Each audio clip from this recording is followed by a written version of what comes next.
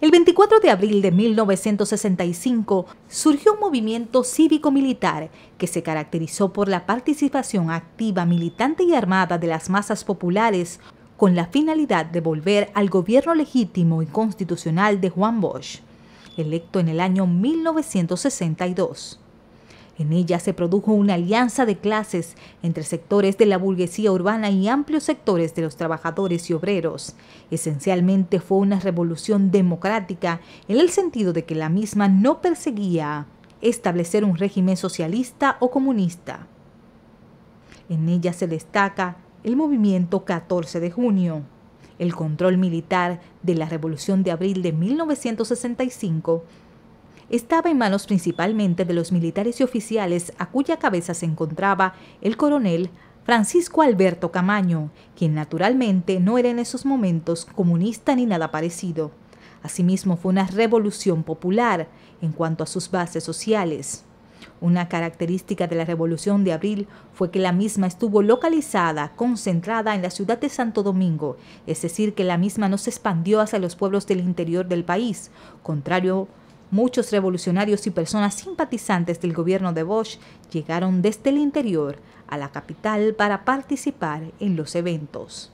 Entre los principales hechos de la Revolución de Abril del 65 está el que los militares jóvenes, encabezados por el coronel Fernández Domínguez, tomaron la histórica decisión de distribuir armas entre la población civil, miembros de partidos de izquierdas y del Partido Revolucionario Dominicano.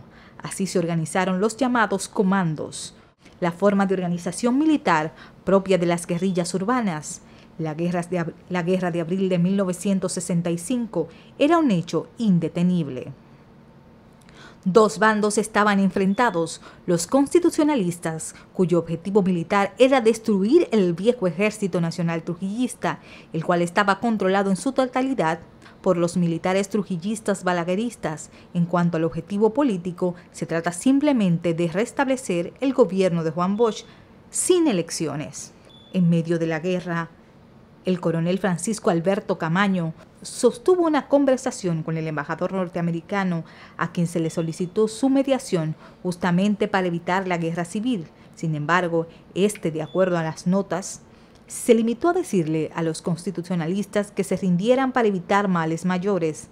Indignados, los militares constitucionalistas se dirigieron de inmediato a la cabeza del puente Duarte, pues las tropas del CEFA, dirigidas por Wessing y Wessing, se dirigían al centro de la ciudad con la intención de tomarla y derrotar a los constitucionalistas. La batalla del puente Duarte fue una de las más sangrientas, pero al final de la misma, las tropas reaccionarias de Wessing y Wessing fueron derrotadas y obligadas a volver sobre sus pasos. Alegaciones de apoyo extranjero a los rebeldes conllevó una intervención estadounidense en el conflicto, que después se transformó en una ocupación de la Organización de Estados Americanos en el país. Más tarde, en ese mismo año, las tropas internacionales se retiraron del país. Se establece, de acuerdo a los libros, que la revolución se extendió hasta el 3 de septiembre de este año, y en 1966 se realizaron las primeras elecciones libres, ganadas por José Joaquín Balaguer.